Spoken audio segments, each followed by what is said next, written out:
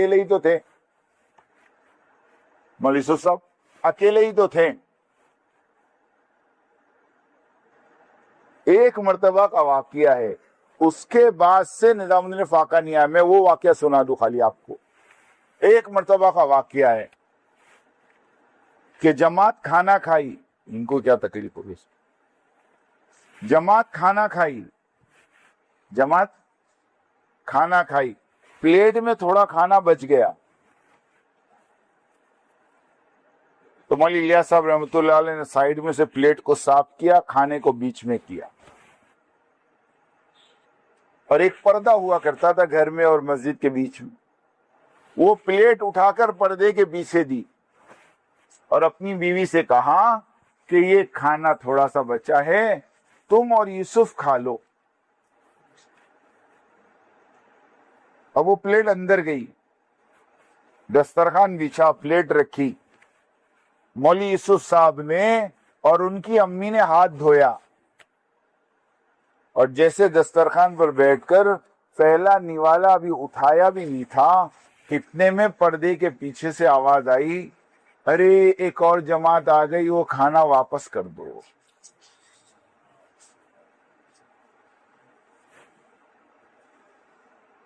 ماں نے مولوی یوسف کا ہاتھ وہیں روک دیا کہ بیٹا رک جا، اور اٹھا کے وہ پلیٹ دے دی. اب بچہ تو بچہ ہوتا ہے نا.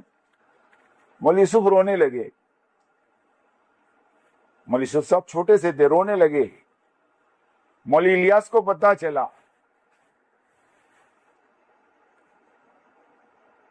تو مولوی الیاس صاحب رحمۃ اللہ علیہ کو پتہ نہیں کیا ہوا. وہ اپنے کمرے میں گئے اور دروازہ اندر سے بند کر دیا. دروازہ اندر سے بند کر دیا اور 20 منٹ یا آدھا گھنٹہ کچھ اندر کیا معلوم کیا کیا. اس کے بعد دروازہ کھول کے جب باہر آئے تو اپنی بیوی سے اور بیٹے یوسف سے اور اپنے ساتھیوں سے کہا کہ آج کے بعد اس چار دیواری میں قیامت تک فاقہ نہیں آئے گا. میں نے اپنے رب کو منوا لیا. یہ وہ ہستیاں ہیں، یہ وہ ہستیاں ہیں. جب مولوی الیاس صاحب رحمۃ اللہ علیہ کے زمانے میں فاقے شروع ہو گئے نا نظام الدین میں،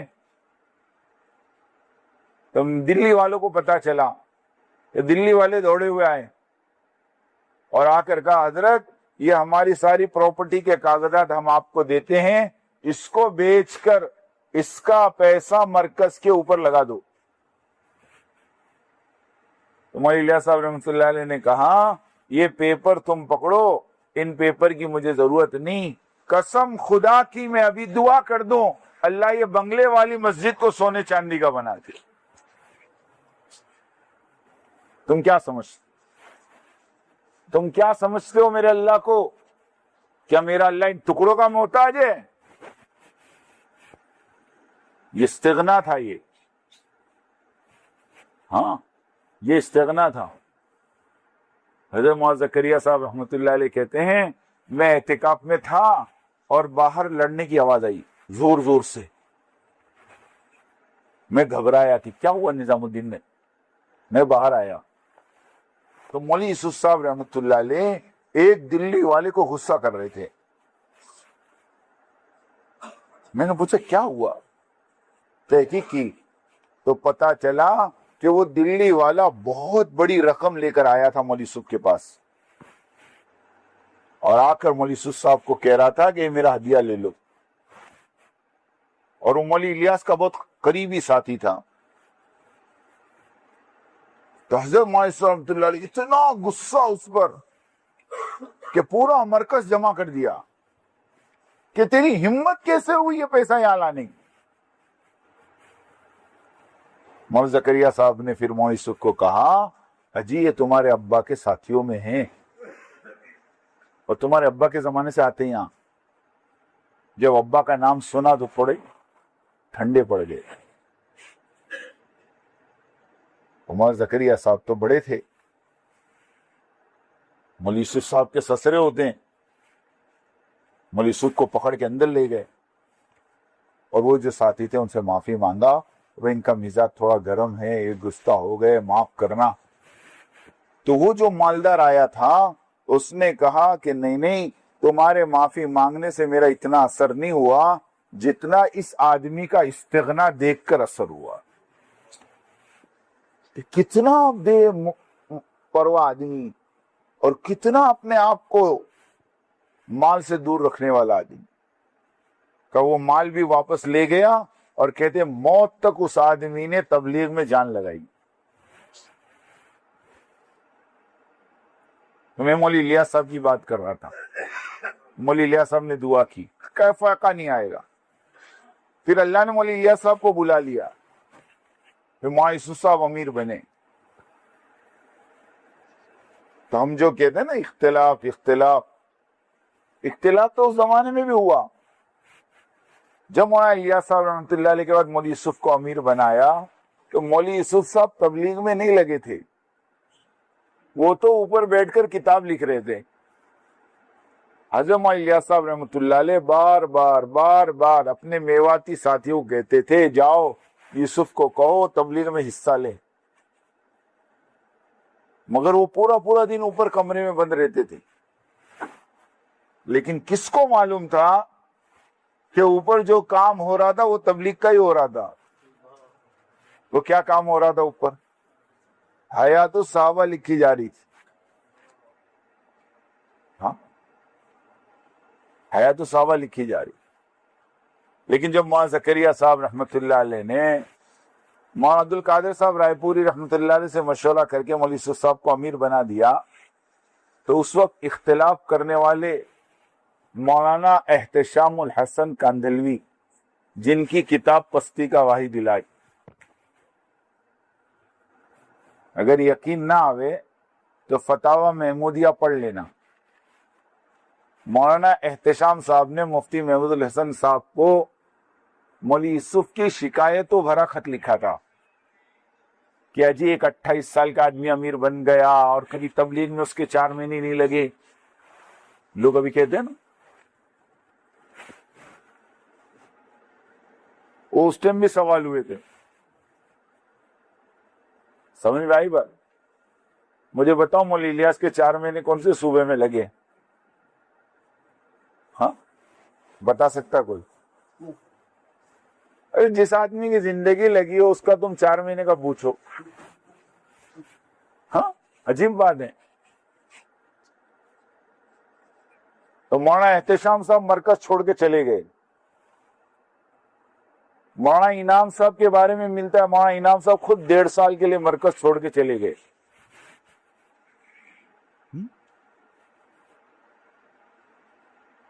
لیکن یہ مخلصین تھے، ان کو اختلاف تھا، مخالفت نہیں تھی۔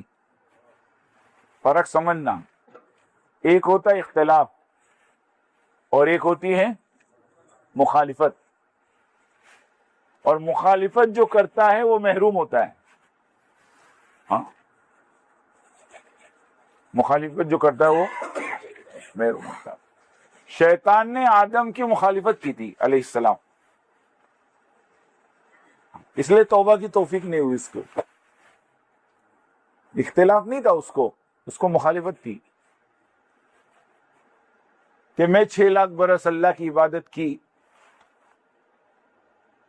میں اتنا بڑا عبید، اور مجھے چھوڑ کے اللہ یوں کہے انی جاعل فی الارض خلیفہ، کہ زمین کا خلیفہ میں انسانوں کو بناؤں۔ یہ ہے کون میرے سامنے کا بچہ ابھی پیدا ہوا، ابھی پتلا بنا، میں 6 لاکھ برس سے آسمان میں ہوں، میں آگ سے بنا، یہ مٹی سے بنا۔ جیسے ابھی لوگ کہتے ہیں نا ہماری گود میں کھیلا ہے، تو گود میں کھیلا ہوا بڑا نہیں ہو سکتا؟ نہیں، سوچنے کی بات ہے نا، ارے سوچنے کی بات ہے۔ ایک مدرسے کے محتمم صاحب نے مجھے بلایا، سننا، جب اختلاف شروع ہوا مجھے کہا حافظ صاحب ایک بات بتاؤ۔ میں کہا بولو، کیا مسئلہ ہے؟ انہوں نے ایک دم انجان بن کے پوچھا، جانتے تو سب ہے لیکن وہ مجھے دیکھنا چاہتے کہ کیا جواب دیتا ہے۔ کہ کیا مسئلہ ہے یہ؟ میں نے کہا کچھ بھی نہیں. کیا بات کرتے ہوئے اتنا مسئلہ پوری دنیا میں چل رہا ہو تم کہتے کچھ نہیں. میں کہا حضرت ایک بات بولوں؟ بولے ہاں. میں کہا مسئلہ صرف یہ ہے کہ قاری طیب صاحب رحمت اللہ علیہ کا جب دیوبند میں انتقال ہوا تو ان کے بیٹے کو دارالعلوم دیوبند میں اہتمام کے لیے بلایا تو وہ مدرسہ چلاتے تھے حیدرآباد میں، مولانا قاسم نانوتی کے لڑکے. تو انہوں نے کہا کہ چونکہ میں میرا مدرسہ چلا رہا ہوں یہ مدرسہ چھوڑ نہیں سکتا، البتہ میرا لڑکا ابھی فارغ ہوا ہے، 2 سال ہوئے ہیں، نام طیب ہے، اگر تم کہو تو میں مولوی طیب کو بھیجوں. اب جو دیوبند میں تھے انہوں نے آپس میں مشورہ کیا کہ چلو قاری مولانا قاسم نانوتی کا بیٹا نہیں تو پوتا صحیح ہے، تو نسبت اسی کی، کا ٹھیک ہے بھیجو. اب جب وہ قاری طیب صاحب حیدرآباد سے نکل کر دیوبند پہنچے تو ان کی عمر کتنی تھی معلوم ہے؟ 25 سال. کتنی تھی؟ 55 سال یہ محتمم رہے. کتنے سال؟ جب دیوبند سے 1982 کی 12 جنوری کی رات کو ان کو گھسیٹ کر نکالا گیا، اس وقت ان کی عمر 80 سال کی تھی، تو 25 سال ملتا ہے. 25 سال کی عمر میں میں نے مولانا کو کہا کہ قاری طیب صاحب محتمم بن گئے دیوبند کے، تو دیوبند کے جو اکابرین تھے، جو بڑے بڑے اساتذہ تھے، اس میں 2 کا نام تو میں ابھی نام بتا دوں آپ کو، علامہ انور شاہ کشمیری رحمت اللہ علیہ اور مولانا شبیر عثمانی رحمت اللہ علیہ. یہ دونوں دیوبند چھوڑ کر ڈابیل گجرات کے مدرسے میں پڑھانے آ گئے. کیوں؟ کہ یہ بچہ محتمم بن گیا، اب ہم یہاں نہیں رہ سکتے. میں نے کہا وہ 25 سال کا محتمم بنے یا 28 سال کی امیر بنے، فرق اتنا ہے. لیکن سامنے والی پارٹی میں فرق اتنا ہے کہ انور شاہ کشمیری رحمت اللہ علیہ اور شبیر عثمانی دارالعلوم دیوبند چھوڑ کر ڈابیل جامعہ میں آ کر مدرس بن گئے. انہوں نے دیوبند کے سامنے مدرسہ کھڑا، یہ شرافت تھی ان کی. جب ان کی شرافت تھی تو ان کا کیا تھا وہ آپ سوچ لو.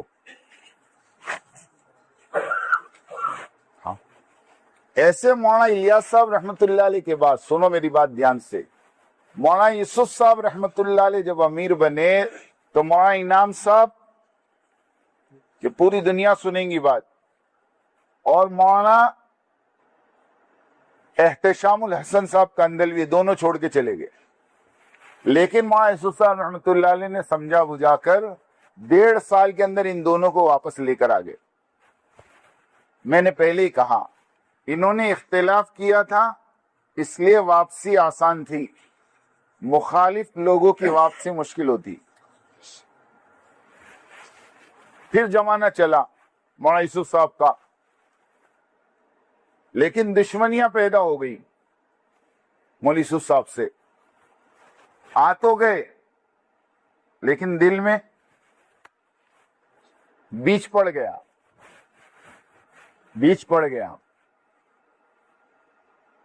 اور پھر 1965 2 اپریل بلال پارک مسجد لاہور، حضرت مولانا یوسف صاحب رحمۃ اللہ علیہ نے فجر کے بعد کا بیان کیا، اور بیان سے پہلے یا بیان کے بعد ایک ناشتہ ہوا تھا. اب وہ ناشتے میں کیا تھا اللہ جانے، ورنہ 48 سال کی عمر میں آدمی اتنا جلدی نہیں جاتا جو پوری دنیا میں سفر کر رہا ہو. شکوک شبہات ہیں، کیونکہ جیسے مولانا یوسف صاحب کا انتقال ہوا فوراً پڑوس والوں نے دفن کی تیاری کر لی، قبر کھود دی کہ ان کو یہیں دفن کر دو، یہ باہر بات نہیں جانی چاہیے. وہ تو اللہ جزائے خیر دے مولانا زکریا صاحب کو، انہوں نے ضد کر کے مولانا یوسف صاحب رحمۃ اللہ علیہ کی لاش کو انڈیا بلوایا کہ نہیں یہ تو نظام الدین دفن ہوں گی، ورنہ کیا چکر تھا وہ اللہ جانے، لیکن بیج وہیں پڑ گیا تھا کہ مولانا یوسف صاحب رحمۃ اللہ علیہ کا جب انتقال ہوا تو مولانا زکریا صاحب رحمۃ اللہ علیہ نے مولانا انعام صاحب کو امیر بنا دیا۔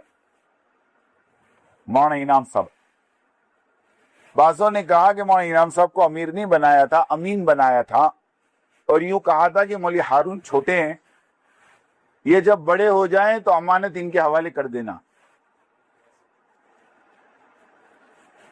لیکن تقدیر کی بات ہے کہ مولوی ہارون صاحب بڑے ہی نہیں ہوئے یا بڑے ہونے نہیں دیا گیا، دونوں باتیں۔ میں بہت باریکی بات کر رہا اور میرے پاس سب پروف ہے، کیونکہ جس دن مولوی ہارون صاحب کا انتقال ہوا مولانا یوسف صاحب کے لڑکے کا 1972 میں، تو اس وقت کا ایک واقعہ مفتی یوسف موطالعہ صاحب جن کا بھی انتقال ہوا انگلینڈ میں، ان کی آڈیو یوٹیوب پہ موجود ہے۔ انہوں نے کہا مولوی یوسف موطالعہ نے کہ میں 1972 میں مولانا زکریا صاحب کی خدمت میں تھا اور مولانا زکریا صاحب کے خطوط پڑھا کرتا تھا، اور مولانا زکریا صاحب مجھ سے خطوط کے جوابات لکھوایا کرتے تھے۔ جب مولوی ہارون صاحب کا انتقال ہو گیا تو مولوی سعد صاحب کی والدہ نے، مولوی اظہار صاحب کی لڑکی نے مولانا زکریا صاحب کو خط لکھا۔ مولوی یوسف موطالعہ خود کہہ رہے ہیں وہ خط پڑھنے والا میں ہوں، میں نے اس خط کو پڑھا ہے اور اس خط میں لکھا تھا، حضرت ایک بات آپ سے کہنی ہے، آپ تو بہت بڑے اللہ والے ہیں، آپ جانتے ہوں گے کہ میرے شوہر کو کس نے زہر دیا، آپ مجھے اس کا نام بتائیں تاکہ جب تک میں دنیا میں زندہ رہوں اس کو بدعا دیتی رہوں۔ یہ مولوی صاحب کی والدہ کا خط تھا۔